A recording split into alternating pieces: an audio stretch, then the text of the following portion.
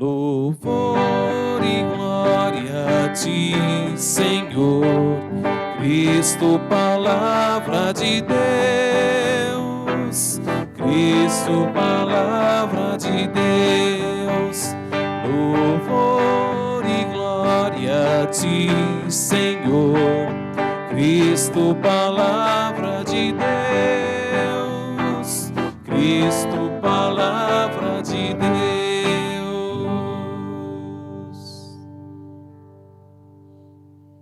O Senhor esteja convosco. Ele está no meio de nós. Anúncio da boa nova de nosso Senhor Jesus Cristo, segundo João. Glória a vós, Senhor. Naquele tempo, Jesus partiu da Samaria para a Galileia. O próprio Jesus tinha declarado que um profeta não é honrado na sua própria terra. Quando então chegou a Galileia, os galileus receberam no bem, porque tinham visto tudo que Jesus havia feito em Jerusalém durante a festa, pois também eles tinham ido à festa. Assim Jesus voltou para Caná da Galileia, onde havia transformado a água em vinho. Havia em Cafarnaum um funcionário do rei, que tinha um filho doente. Ouviu dizer que Jesus tinha vindo da Judeia para a Galileia. Ele saiu ao seu encontro e pediu-lhe que fosse a Cafarnaum curar seu filho que estava morrendo. Jesus disse-lhe: se não virdes sinais e prodígios, não acreditais. O funcionário do rei disse: Senhor, desce antes que meu filho morra. Jesus lhe disse: podes ir, teu filho está vivo. O homem acreditou na palavra de Jesus e foi embora. Enquanto descia para Cafarnaum, seus empregados foram ao seu encontro, dizendo que seu filho estava vivo. O funcionário perguntou: a que horas o menino tinha melhorado? Eles responderam: a febre desapareceu ontem, pela 1 da tarde. O pai verificou que tinha sido exatamente na mesma hora em que Jesus lhe havia dito: teu filho está vivo. Então ele abraçou a fé, juntamente com toda a sua família. Este foi o segundo sinal de Jesus. Realizou-o quando voltou da Judeia para a Galileia. Palavra da salvação. Glória a vós, Senhor. Que as palavras do Santo Evangelho perdoem os nossos pecados. Que assim seja. Podem sentar-se um pouquinho. Palavra de Deus, profeta Isaías, na primeira leitura que nós ouvimos, traz uma promessa de Deus, uma promessa impressionante.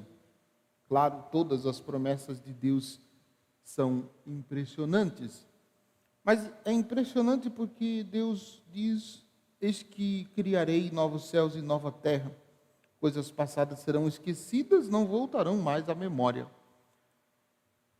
Porque nesse contexto do profeta Isaías, o povo voltou do exílio. Vejam, o povo de Israel foram escravizados 2 vezes. A primeira, eles estavam escravos no Egito. Deus chamou Moisés para libertar o povo, conduzir o povo para a terra prometida. E um segundo exílio, causado por Nabucodonosor, que ele retira todos os objetos religiosos e destrói o templo onde o povo se encontrava. E expulsa o povo para a Babilônia. Então, diante dessa dificuldade, Deus enviou vários profetas para consolar, confortar o povo, e o povo voltou. O povo agora está de novo na sua terra, na sua pátria, e a promessa de Deus é que Deus vai criar um novo céu e uma nova terra. Vai dar de novo condições para que o povo possa cultuar de novo o Senhor Deus de Israel, o Deus Todo-Poderoso. Então, nessa promessa que é carregada de esperança, é muito significativo a gente observar isso. Porque, aliás, não só neste texto e neste contexto que nós estamos ouvindo do profeta Isaías, mas esta é uma característica de Deus para com o seu povo. Sempre que o povo passa por um momento de tribulação, por um momento de dificuldade, logo depois das dificuldades, logo depois das tribulações, Deus promete um tempo novo. Isto é, a palavra de Deus é sempre dirigida para que o povo não perca a esperança. Aí se pergunta, quando que este tempo novo, este novo céu e esta nova terra irá aparecer? Quando a vontade de Deus for feita. Quando todos os homens aprenderem, ou quando o povo de Deus aprender de verdade a fazer a vontade de Deus, este novo céu e esta nova terra será instaurado. E é impressionante a gente observar o seguinte, este tempo novo que Deus promete é a partir do ser humano. Não é a partir de uma estrutura material, mas é a partir do ser humano. Por isso é muito significativo que, de novo, no tempo quaresmal, nos seja pedido a conversão, a mudança de vida, mudança de mentalidade, mudança de atitude. É a partir desta mudança de mentalidade, desta mudança de atitude que deve acontecer no coração do ser humano, é que este novo céu e esta nova terra serão inaugurados, conforme a promessa de Deus. Mas é preciso que para isso a gente tenha o coração transformado, mudado, e tenhamos também o coração unidos ao coração de Jesus, ao coração de Deus, à vontade de Deus, para que a partir da mudança que Deus faz em nós, pela nossa conversão, também acontecerá a mudança na vida de muitas outras pessoas, na vida até mesmo daqueles que porventura não acreditem em Deus. Isso, com certeza, a gente observa dentro da nossa própria casa. Talvez a gente enfrente dificuldade de manifestar a presença de Deus e a vontade de Deus dentro da nossa casa.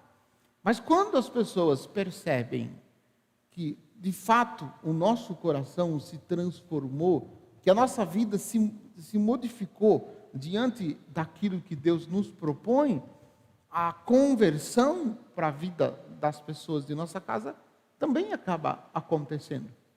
Então, é preciso que a gente busque, é preciso que a gente faça a nossa parte. Deus tem abundantes graças a serem derramadas na nossa vida. Deus tem abundantes graças. E é preciso que a gente faça cada vez mais este esforço de conversão, de mudança de vida. O Salmo, ele traz também esta palavra de esperança que nos coloca a caminho, ou que nos coloca na direção de Deus. Eu vos exalto ao Senhor, pois me livrastes. Eu vos exalto ao Senhor, pois me livrastes, e não deixastes rir de mim meus inimigos. Vós tirastes minha alma dos abismos, e me salvastes quando estava já morrendo. Dentro do contexto da dificuldade que o povo vivia. O povo voltou agora a viver novamente a liberdade proposta por Deus. O Evangelho nós ouvimos, interessante que o Evangelho de João, ele conta 7 milagres que o evangelista chama de sinais que Jesus realizou. É muito bonito a gente observar. O primeiro, o próprio texto cita aqui que é o milagre das bodas de Caná. O segundo é este que nós acabamos de ouvir. Mas aqui tem algumas coisas que é importante a gente observar. Ao que tudo indica, esta é a segunda vez que Jesus está nesta região da Galileia. E a primeira vez que ele esteve, ele não foi muito bem recebido, não. Que é aquela expressão que o Evangelho diz, né? Um profeta só não é aceito na sua própria terra, na sua pátria. E o texto diz, né, dos outros evangelistas, diz que Jesus não pôde realizar, nesta primeira ocasião, muitos milagres, porque não tinham fé, não acreditavam em Jesus.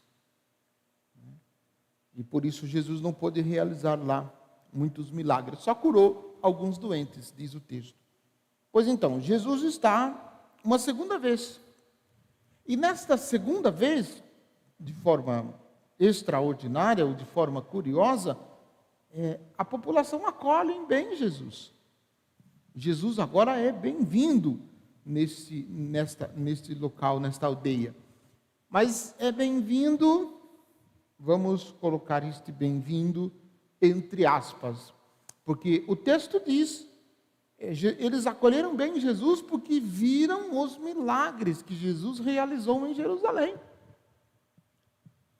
Então, na verdade, esta acolhida de Jesus é mais por desejo de espetáculos, para ver o que Jesus iria fazer, para ver o que e se Jesus iria fazer alguma coisa ali também. Então, por isso eles acolhem bem Jesus. Mas tem um fato diferente, um fato impressionante. Existe este oficial do rei, que se aproxima de Jesus e faz um pedido para que Jesus atenda ao seu pedido, porque o seu filho está morrendo. Não sabemos o que tinha esse menino, o filho desse oficial, mas ele faz um pedido. E é impressionante porque ele não precisou ver para crer. Todos os outros desejavam ver espetáculos, desejavam ver as curas, os sinais, os prodígios que Jesus iria realizar. Este homem não. E é bonito a gente observar o diálogo dele com Jesus. Ele ouviu dizer de Jesus e foi ao seu encontro e pediu que fosse a Cafarnaum, para curar o seu filho que estava morrendo. E aí Jesus diz uma frase: se não vides sinais e prodígios, não acreditais. E a gente olha desatento esse texto, a gente pensa que Jesus está dizendo isso para o oficial. Mas no decorrer do texto a gente vai perceber que não. Jesus está dizendo isso para outras pessoas, quem sabe para a população inteira, para aquela multidão que se aproximava de Jesus para ver sinais, para ver prodígios.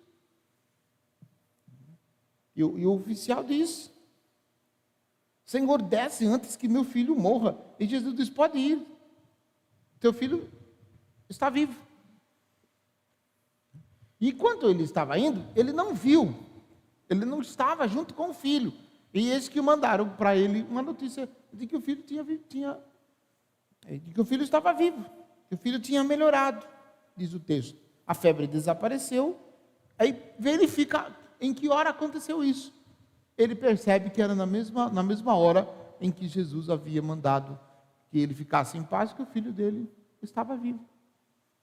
E aí o texto termina impressionante, que este homem abraçou a fé juntamente com toda a tua família. Ele aceitou Jesus, Jesus passou a fazer parte da vida dele, e também esta graça e essa realidade atingiu também a família dele. E ele não precisou ver nada para que pudesse acreditar. Diferente de outras pessoas que estavam lá naquele contexto. E aí, eu gostaria de terminar fazendo uma pergunta. E nós? Quais são os motivos que nos levam a nos aproximar de Jesus? Pelos quais motivos nós buscamos aproximar de Jesus? Que a nossa aproximação de Jesus seja justamente para fazermos adesão consciente ao seu projeto de vida. E aceitar como sendo nosso o projeto de vida de Jesus. Não seguir Jesus por conveniência ou por algum tipo de interesse, ou porque precisamos de alguma coisa, assim nós nos colocamos no seguimento de Jesus. Não. Mas que esse seguimento de Jesus seja de verdade, né, uma atitude que nós tomamos pelo seu projeto de vida, que a gente possa conformar a nossa vida ao projeto de Jesus e segui-lo de todo o coração. Aproveitemos este tempo de quaresma que nós estamos vivendo para fazer uma profunda avaliação de nossa vida. Quais são os motivos que nos levam a procurar Jesus? E será que nós procuramos Jesus com o mesmo empenho que procurou este funcionário do rei, este oficial do rei? Que cada um diante de Deus possa aprofundar este questionamento e fazer uma experiência profunda de encontro com o Senhor Jesus. Louvado seja nosso Senhor Jesus Cristo. Para sempre seja louvado.